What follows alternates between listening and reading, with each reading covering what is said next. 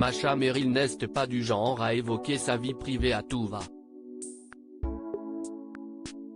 Mais cette semaine, dans un entretien accordé au magazine Gala, l'actrice et écrivaine de 82 ans s'est laissée aller à de rares confidences sur sa vie sentimentale. Elle s'est notamment souvenue de son idylle avec l'acteur Stéphane Fraisse, connu du grand public pour ses rôles dans les films Chouan, 5x2, Sans toi ni loi, Monsieur N. Le Grand Rôle, Camus ou encore Bienvenue chez les Ch'tis. Un homme qui était de 20 ans son cadet, et avec qui elle est restée pendant 8 ans. Une belle histoire, sur laquelle elle est donc revenue dans cette interview. J'ai pris ce coup de cœur qui se présentait à moi au mépris de toute rationalité, sans l'analyser outre mesure. J'avais appris à ne pas craindre le lendemain ou son absence.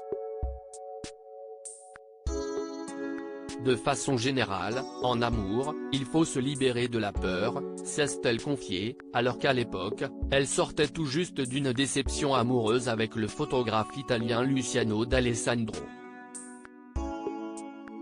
Une histoire qu'elle retrace notamment dans son dernier livre, L'homme de Naples, paru aux éditions L'Archipel le 3 novembre dernier.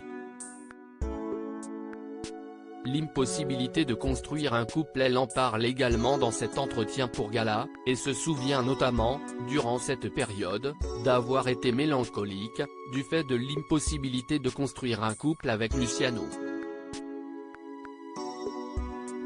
Car ce dernier n'était à l'époque que son amant, puisqu'elle était encore mariée à un autre Italien, le réalisateur Gian Vittorio Baldi.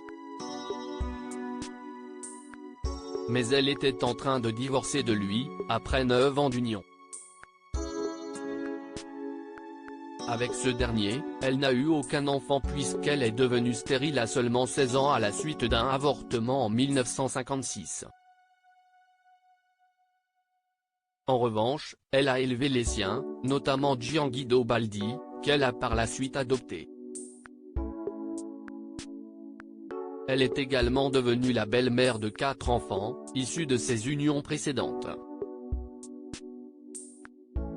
Précisons également que dans cet entretien pour Gala, elle revient également sur ce qui est certainement son histoire d'amour la plus connue, celle avec l'immense compositeur Michel Legrand, les parapluies de Cherbourg, les demoiselles de Rochefort, l'affaire Thomas Crown, Peau d'âne ou encore Un été 42. Ils s'étaient mariés le 18 septembre 2014 et filaient le parfait amour avant que le musicien ne décède en janvier 2019. Elle aura été avec lui jusqu'au bout.